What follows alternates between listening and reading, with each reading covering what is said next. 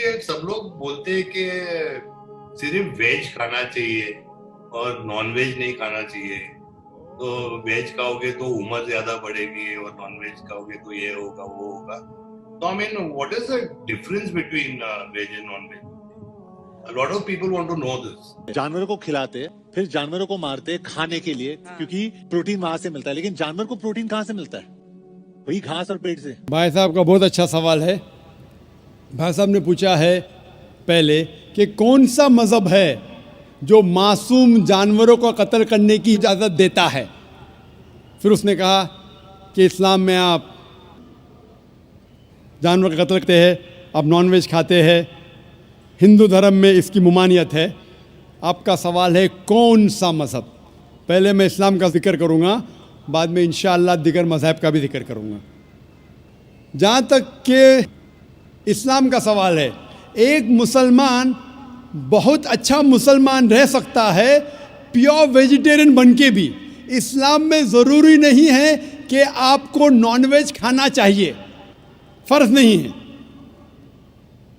और आप जानते हैं कि ये हमारा दूसरा कॉन्फ्रेंस है इस बड़े मैदान में, सुमैया ग्राउंड में। लास्ट ईयर ये सुमैया ट्रस्ट है, माशाल्लाह बहुत अच्छे लोग हैं। एक हफ़्ता पहले कॉन्फ्रेंस के पहले कहा कि हम नॉनवेज में नहीं मानते, आप नॉनवेज इस मैदान पे सर्व नहीं कर सकते। हमने कहा कि हम 9 महीने पहले बुक कर चुके हैं, एक हफ़्ते पहले आप बोलते ऑलरेडी स्टॉल दे चुके, ये नामुमकिन है। तो उनने अल्हम्दुलिल्लाह सुम्मा अल्हम्दुलिल्लाह हमारी बात रखी और लास्ट ईयर हमें नॉनवेज खाने की इजाज़त दी। इस साल जब हमने बुकिंग की, पहले शर्त लगाई कि इस मैदान में नॉनवेज सर्व नहीं होगा। हमने कहा ये आपका ख्याल है, हम आपके ख्याल की इज्जत करते हैं, क्योंकि इस्लाम में नॉनवेज खाना फ़र्ज़ नहीं है। इसीलिए आप देखेंगे फूड कोर्ट में भी नॉनवेज सर्व नहीं कर रहे। हमारे जो मुकर्रिरीन हैं, इस्लाम के विद्वान हैं, उनको भी हमने कहा, हमने माजरत चाही कि इस ग्राउंड पे हम आपको नॉनवेज नहीं सर्व करेंगे, क्योंकि ये मुसलमान की ज़बान है। हम जब ज़बान देते हैं उसका पालन करते हैं। आपका सवाल, जैसे मैंने कहा कि मुसलमान को नॉनवेज खाना फ़र्ज़ नहीं है, लेकिन क्योंकि अल्लाह सुब्हानहू व तआला ने हमें इजाज़त दी है। कुरान मजीद में लिखा है सूरह माइदा सूरा नंबर 5 आयत नंबर 1 में कि वो जानवर जो आपके लिए हलाल है, 4 पाँव के, जो आपके लिए हलाल है उसको आप खा सकते हैं। लिखा है सूरह नहल में सूरा नंबर 16 आयत नंबर 5 में भी कि वो जानवर जो आपके लिए हलाल है उसका गोश्त आप खा सकते हैं। ये लिखा है सूरह मोमिनून में सूरा नंबर 23 आयत नंबर 18 में भी। कई जगह लिखा है कि आप हलाल जानवर का गोश्त खा सकते हैं। जब कुरान मजीद में हमारे खालिक, हमारा रब, हमारा अल्लाह सुब्हानहू व तआला परमिशन देता है तो हम क्यों ना खाएं। आज की साइंस ये कहती है कि वेजिटेबल्स में टोटल प्रोटीन नहीं है। हमारा जो जिस्म है, इंसानी जिस्म, इसके अंदर 8 अमाइनो एसिड्स नहीं बनते। 8 अमाइनो एसिड्स बाहर के फूड, बाहर के खाने में आना ज़रूरी है। कोई भी वेजिटेबल दुनिया में नहीं है जिसमें सारे 8 अमाइनो एसिड मौजूद है। लेकिन नॉनवेज फूड में अल्हम्दुलिल्लाह सुम्मा अल्हम्दुलिल्लाह कई नॉनवेज फूड में सारे अमाइनो एसिड जो जिस्म नहीं पैदा करता है, इसे कहते हैं इसेंशियल अमाइनो एसिड मौजूद है। इसे कहते हैं टोटल प्रोटीन। आज की साइंस ये कहती है कि non veg food is nutritious, it is full of protein. और हम जब तहकीक करते हैं तो हमें पता चलता है कि जब हम हर्बीवोरस एनिमल को देखते हैं, गाय, भेड़, बकरी, ये सिर्फ वेजिटेबल्स खाते हैं, सिर्फ घास फूस खाते हैं। जब इनकी दांत को हम देखते हैं, इनके दांत दे आर फ्लैट टीथ, इनके चपटे दांत है। ये सिर्फ भाजी खा सकते, गोश्त खा ही नहीं सकते। जब हम मांसाहारी जानवर को देखते हैं, शेर, शेर बब्बर, चीता, हम देखते हैं इनके दांत को जब देखते हैं, इनके दांत नोकीले हैं, कैनाइन टीथ। ये सिर्फ गोश्त खा सकते, भाजी पाला नहीं खा सकते। लेकिन जब हम इंसान के दांत, आप अगर जाएंगे मिरर में देखेंगे, आईने में अपने दांत, मैं देखूंगा अपने दांत, तो पता लगता है कि खुदा ने हमें चपटे दांत दिए, फ्लैट टीथ, उसके साथ साथ नोकीले दांत दिए, herbivores teeth and carnivorous teeth. अगर ईश्वर चाहता था कि सिर्फ मैं भाजी पाला खाऊं तो ये नोकीले दांत क्यों दिए? गोश्त खाने के लिए। आज की साइंस कहती है डाइजेस्टिव सिस्टम जो है, जो शाकाहारी जानवर के डाइजेस्टिव सिस्टम है, वो सिर्फ वेजिटेबल्स डाइजेस्ट कर सकते हैं, भाजी पाला, गोश्त को डाइजेस्ट नहीं कर सकते। लेकिन जो कार्निवोरस एनिमल्स है, कार्निवोरस जानवर है, लायन, टाइगर, लेपर्ड, वो सिर्फ गोश्त को डाइजेस्ट कर सकते, भाजी पाला डाइजेस्ट नहीं कर सकते। इंसान का डाइजेस्टिव सिस्टम है, इसमें स्मॉल इंटेस्टाइन है, इसमें लार्ज इंटेस्टाइन है। ये भाजी पाला भी डाइजेस्ट कर सकती है, गोश्त भी डाइजेस्ट कर सकती है। अगर खुदा चाहते थे कि सिर्फ हम भाजी पाला खाए तो नॉनवेज फ्लैश डाइजेस्ट करने का डाइजेस्टिव सिस्टम क्यों दिया? क्योंकि हम फ्लैश खा सके, गोश्त खा सके।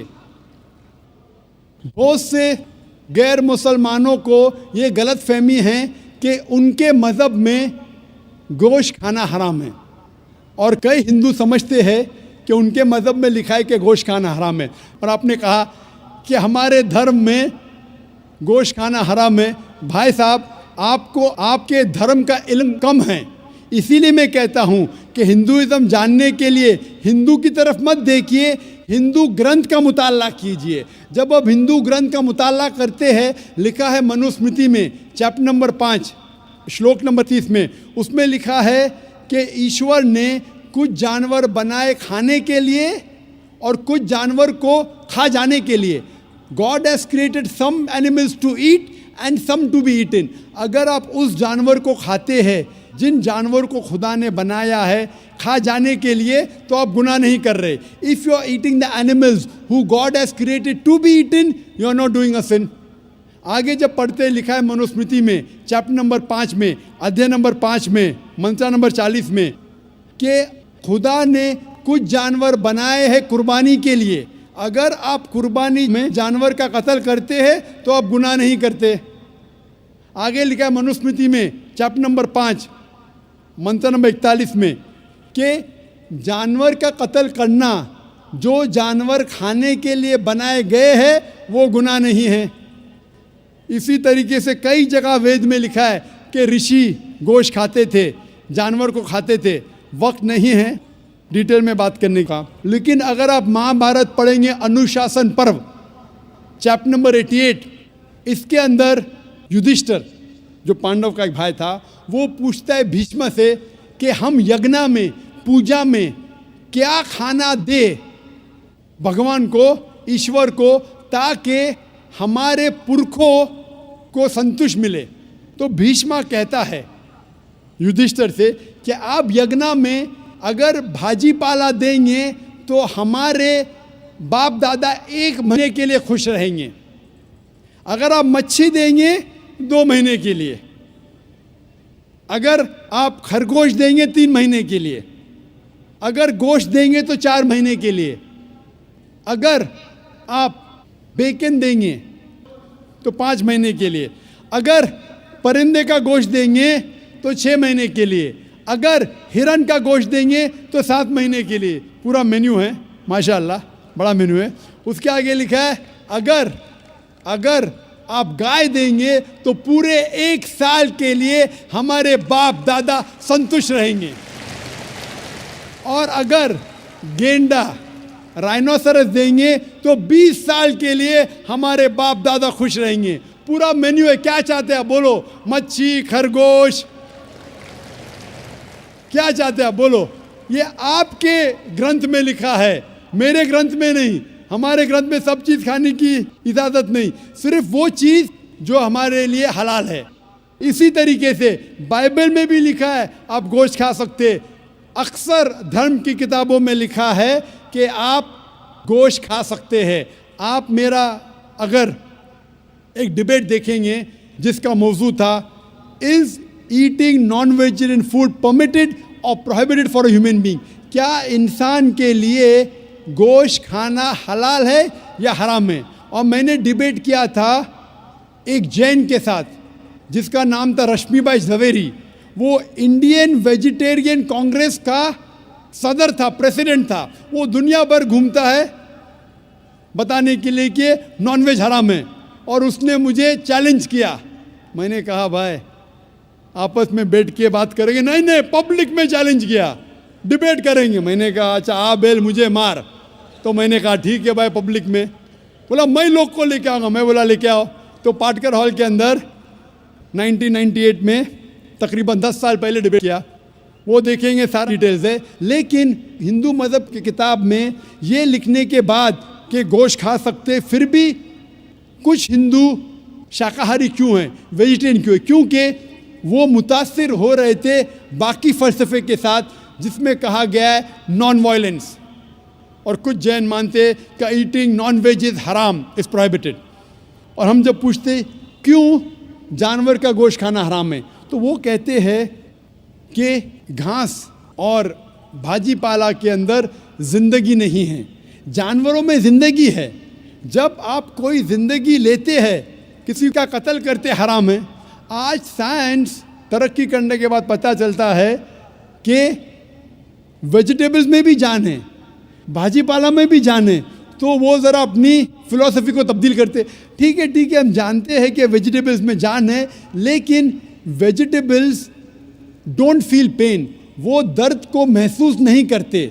जानवर दर्द को महसूस करते, इसीलिए वेजिटेबल्स खाना गुनाह नहीं है, जानवर को खाना गुनाह है। अभी साइंस तरक्की करने के बाद हमें पता लगता है कि वेजिटेबल्स को भी दर्द होता है, लेकिन ये दर्द इंसान को सुनाई नहीं देता। वेजिटेबल्स भी अफसोस करते हैं, वेजिटेबल्स भी रोते हैं, लेकिन हमें सुनाई नहीं देता। तो अभी उनका फ़लसफ़ा बदल गया। वो कहते हैं अच्छा ठीक है, हम मानते हैं कि वेजिटेबल्स में जान है, वेजिटेबल्स को दर्द महसूस होता है, लेकिन वेजिटेबल के पास तकरीबन 3 सेंसेस है, जानवर के पास 5 सेंसेस है। इसीलिए जानवरों की जान लेना बड़ा गुनाह है बनिस्बत वेजिटेबल्स की। मैं कहता हूँ सिर्फ डिबेट के तौर पे, argument, for sake of argument, मैं आपकी बात मानता हूँ क्या वेजिटेबल्स के 3 सेंसेस है और जानवर के 5 सेंसेस है। मैं उस शख्स से सवाल करता हूँ कि मान लो आपका छोटा भाई गूंगा और बहरा पैदा होता है, वो सुन नहीं सकता है, बोल नहीं सकता।